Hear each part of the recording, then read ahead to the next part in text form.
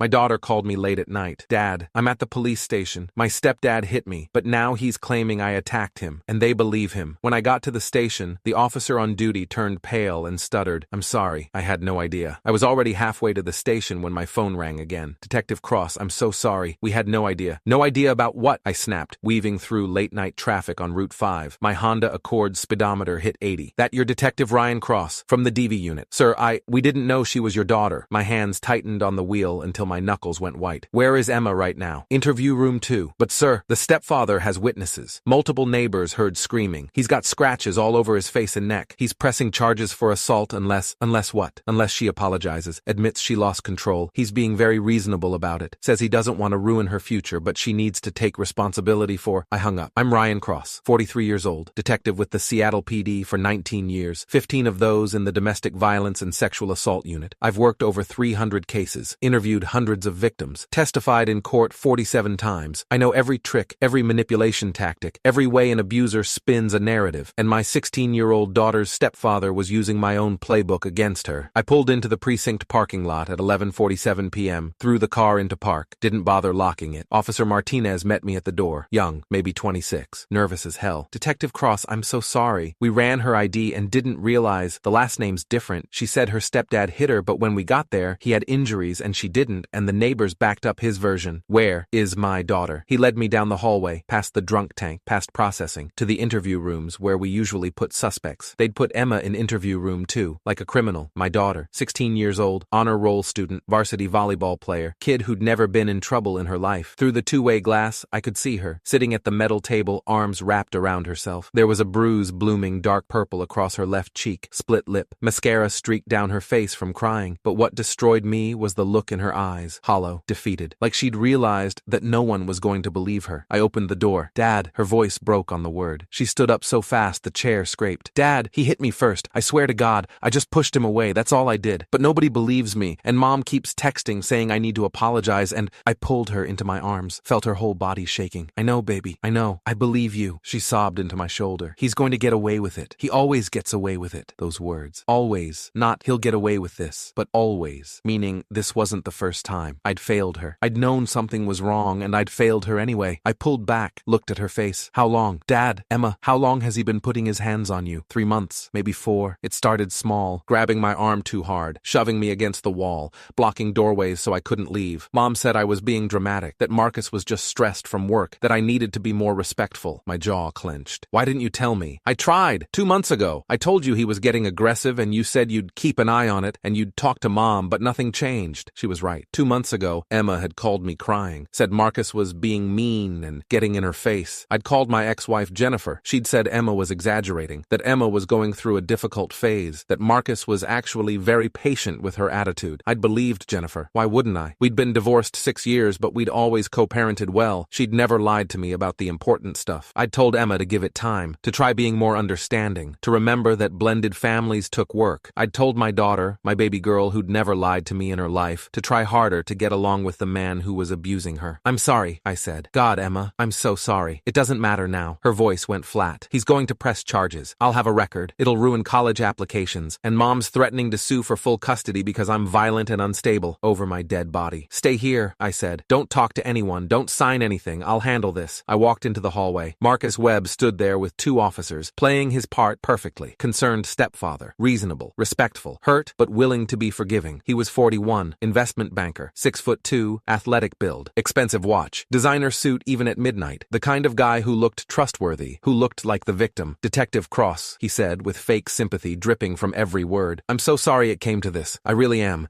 Your daughter, Emma, she needs help. Professional help. She's been volatile for months. Mood swings, angry outbursts. My wife and I have tried everything, but tonight she just snapped. The 2 officers, Martinez and another one whose badge read Johnson, looked uncomfortable. They wanted to believe him. He was calm, articulate, had scratches on his face and neck to prove he'd been attacked. Emma was the emotional teenager with mascara running down her face and a cop father who probably spoiled her. Mr. Webb says he doesn't want to press charges if Emma gets counseling and apologizes, Officer Johnson said carefully. Given her age and clean record, the DA would probably agree to diversion. Show me the security footage, I interrupted. Sir, the incident. Show me the footage. Martinez shifted. There isn't any. The incident happened inside their home. No cameras. Marcus smiled slightly, just a twitch of his lips. I wish there was footage, detective. Would clear this whole whole thing up immediately. But unfortunately, our security system has been on the fritz. I've been meaning to get it fixed. Actually, I said, pulling out my phone, there is footage. The smile faltered, just for a second. See, Marcus, my daughter called me 3 weeks ago. Said you were getting aggressive, shoving her, cornering her in rooms, blocking her from leaving. Said her mother, my ex-wife, wouldn't listen. I looked at the officers, made sure they were paying attention. So, I gave Emma a necklace. Pretty little thing. Rose gold pendant. Also records video and audio in 1080p whenever she presses it twice. Automatically uploads to cloud storage. Battery lasts 36 hours. I use them for undercover DV operations. Marcus's face went white. I also had some equipment delivered to your house, Marcus. Doorbell camera. Backyard motion sensor cam. Marketed as gifts for home security. You signed for them. Never bothered to check the documentation, did you? Never wondered why they were registered to my email? I pulled up the app on my phone. Showed the officers the footage. Emma coming home from school at 3:47 p.m. Marcus's BMW already in the driveway. He'd left work early, waiting for her. Marcus opening the door before she could get her keys out, starting to yell immediately. Something about her tone in a text message, about disrespect. Emma trying to walk past him. Marcus grabbing her arm, hard, fingers digging in. Emma pulling away. Marcus slapping her across the face. Open palm, full force, her head snapping to the side. Emma running, Marcus chasing her to the backyard. Then, and this was the beautiful part, Marcus deliberately scratching his own face, raking his nails down his cheeks and neck, hard enough to draw blood. Before the neighbors appeared over the fence, the officers watched in silence. Their faces changed, hardened. That son of a... Martinez started. There's more, I interrupted. I pulled up a folder on my phone. I've been documenting everything for 3 weeks, every threat, every time he cornered her, every time he laid hands on her, every time my ex-wife told Emma she was overreacting. I swiped through videos, audio recordings, screenshots of text messages. Marcus to Emma, keep running your mouth and see what happens. Marcus to Emma, you tell your father anything and I'll make sure he knows what a liar you are. Marcus to Emma, your mother agrees with me. You're the problem, not me. I turned to Marcus. Let him see my face. Let him see exactly what was coming. I'm a domestic violence detective, Marcus. I've worked 312 cases. I know the pattern. I know the escalation. I know exactly what you are. His mask was cracking. The reasonable stepfather was disappearing, replaced by something cold and angry. This is entrapment, he said. You can't. I'm a father protecting his child. Everything I did was legal. I bought cameras for my daughter's safety. I gave her a recording device because she felt unsafe. That's not entrapment. That's parenting. You set me up. No, you set yourself up the first time you touched my daughter. I turned to the officers. Run his record, real close. Check Marion County, Indiana, 6 years ago, before he moved to Seattle and married my ex-wife. Johnson moved to a computer. Typed. His face changed. Holy shit. There's a sealed juvenile case. Stepdaughter, age 14. Filed complaint of physical abuse. Charges dropped when the family moved out of state. That's bullshit, Marcus shouted. That case was sealed. You can't. Sealed cases can be accessed by law enforcement when relevant to an ongoing investigation, I said calmly. Which this is. Officer Martinez, I'm filing formal charges against Marcus Webb for assault in the 3rd degree, battery, endangering the welfare of a minor, and filing a false police report. You can't do this. I absolutely can. I'm also filing a restraining order on behalf of my daughter. Marcus Webb is not to come within 500 feet of Emma Cross. Is that clear? I stepped closer. Let him see my eyes. And Marcus, I'm not just filing charges for tonight. I'm filing for every incident over the past 3 months. Every shove, every grab, every threat. I have dates, times, evidence, video, audio, text messages. I've been building a case against you for 3 weeks because I knew you'd slip up eventually. I knew you'd do something this stupid. His face went from white to red. You vindictive piece of... I'm also sending copies of all my evidence to your employer. First National Bank, right? I'm sure they'll love knowing their senior investment advisor has pending domestic violence charges. I'm also sending it to your church, Greenwood Community. Pastor Thompson would probably want to know. And to every contact in your phone, I pulled those records too. Your neighbors, your golf buddies, everyone who thinks you're such a great guy. You can't do that. That's harassment. It's public information. You'll be in the police blotter by morning. I'm just making sure everyone you know gets the chance to see exactly who you really are. The officers moved toward him. Martinez had cuffs out. Marcus started backing toward the door. I want my lawyer. I'm not saying anything else without my... Marcus Webb, Martinez said formally. You're under arrest for assault in the 3rd degree, battery, and filing a false police report. You have the right to remain silent. This is bullshit. I'm the victim here. She attacked me. Anything you say can and will be used against you in a court of law. Marcus fought. Actually fought. Tried to pull away. Shouted. Called Emma a liar. Called me vindictive. Said I'd manipulated everything. The whole station was watching now. Officers coming out of rooms. Staff stopping to stare. Phones coming out. Recording. Good. I wanted everyone to see. They got the cuffs on him. Marched him toward booking. He was still screaming. You set me up. This is entrapment. I'll sue.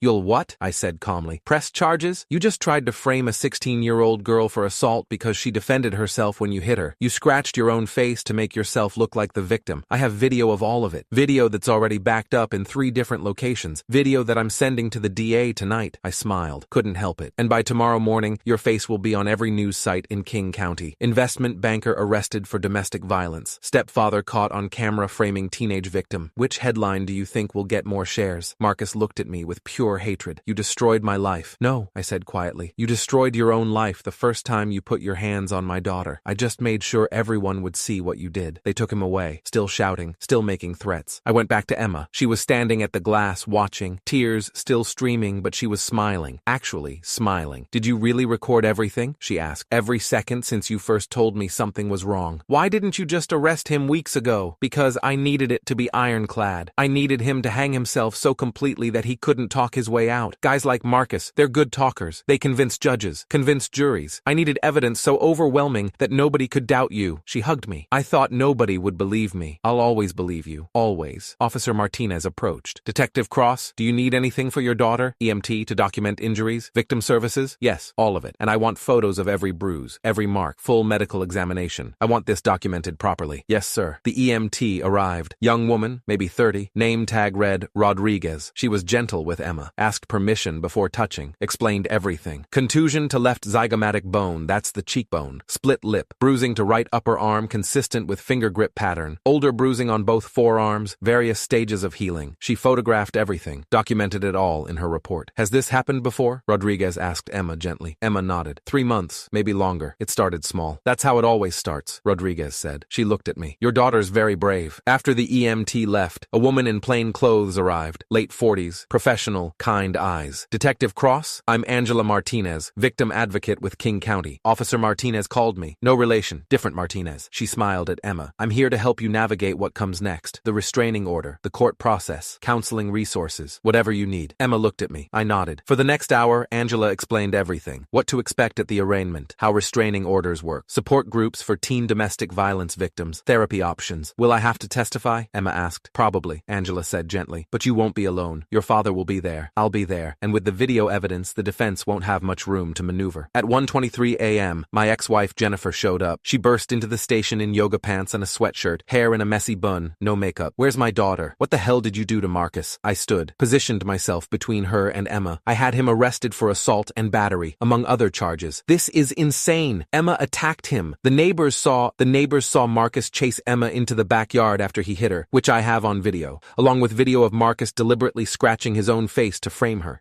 You're lying. I pulled out my phone, showed her. She watched. Her face went white, then red. Then she started crying. Oh my God, I didn't know. You didn't want to know, I said coldly. Emma told you, multiple times, and you called her dramatic. You told her to be more respectful. You enabled a man who was abusing our daughter. I didn't. He said she was exaggerating. You chose him over her. You chose protecting your marriage over protecting your child. She reached for Emma. Baby, I'm so sorry. Emma pulled away. Just don't. Emma, please, you didn't believe me. I told you he was hurting me, and you said I was lying. You said I was trying to ruin your relationship. You said, her voice broke. You said you'd send me to live with Dad if I didn't stop causing problems. Jennifer's face crumpled. I was wrong. I was so wrong. Please, I'm filing for emergency custody, I said. Emma will be staying with me until the hearing. You'll receive the paperwork tomorrow. You can't take my daughter. Watch me. You allowed a violent man to abuse her. You ignored her when she asked for help. You blamed her for her own victimization. Any judge who sees the evidence I have will rule in my favor. This is because you never forgave me for the divorce. This is because you failed to protect our daughter. That's it. That's the only thing this is about. Angela stepped forward. Mrs. Webb, maybe it's best if you give Emma some space tonight. Jennifer looked at Emma, at the bruises, at the split lip, at the daughter she'd failed. I'll fix this, she whispered. I'll leave him. I'll do whatever it takes. You should have done that 3 months ago, I said, when Emma first told you there was a problem. Now you get to live with the fact that you chose him anyway. Jennifer left, crying, broken. Good. I took Emma home, my apartment, 2 bedrooms in Capitol Hill. I'd kept Emma's room exactly as she'd left it from her last visit. Purple walls, posters of her favorite bands, stuffed animals from when she was little. She collapsed on her bed. I'm so tired, Dad. I know, sweetheart. Sleep. I'll be right here. Will he go to jail? I'm going to do everything in my power to make sure he does. What if he gets a good lawyer? What if, Emma, I have video of him hitting you, video of him scratching his own face, a pattern of documented abuse over 3 months, a sealed case from Indiana with similar allegations. This isn't a he said she said situation. This is airtight. Promise? I promise. She fell asleep within minutes, exhausted. I sat in the chair by her bed and watched her breathe, made sure she was safe. At 3:47 a.m. I went to my office, started writing my report, every detail, every piece of evidence, every witness statement. Then I called the DA, Melissa Harrison, Chief Deputy DA for King County. We'd worked together for 12 years. She'd prosecuted most of my cases. We had a good conviction rate together. She answered on the third ring. This better be important, Cross. My daughter was assaulted by her stepfather tonight. He tried to frame her for it. I have video evidence of the assault and the frame-up. I need charges filed immediately. All business now. Send me everything. I did. Every video, every photo, every document, the whole file. She called back 20 minutes later. Jesus Christ, Ryan. This guy is a piece of work. Can you prosecute? Can I? I'm going to destroy him. This is the most clear-cut domestic violence case I've seen in years. Self-inflicted injuries to frame the victim. That's bold and stupid. He's been doing this for years. Indiana case. Probably others we haven't found yet. I'll dig. We'll hit him with everything. He'll be lucky to see daylight again. I want a high bail. I don't want him getting out. With the video and the prior case, judge will set it at $100,000 minimum, and given his wealth, probably higher. Good. The arraignment was Monday morning. I sat in the gallery with Emma. Marcus appeared in an orange jumpsuit, hands cuffed. His expensive lawyer, Richard Chen, partner at Morrison & Associates, stood next to him. Judge Patricia Williams presiding, 62 years old, 30 years on the bench, known for harsh sentences in domestic violence cases. Mr. Webb, you're charged with assault in the 3rd degree, battery, filing a false police report, and witness tampering. How do you plead? Not guilty, Your Honor. His lawyer stood. Your Honor, my client is a respected member of the community, senior investment advisor at First National Bank, no prior criminal record in Washington state. He has ties to the community and poses no flight risk. We request he be released on personal recognizance. Melissa Harrison stood. Your Honor, the defendant has a sealed juvenile case in Indiana involving similar allegations from a previous stepdaughter. He also has significant financial resources and international connections through his work. He is absolutely a flight risk. Additionally, the evidence in this case includes video footage of the defendant assaulting the victim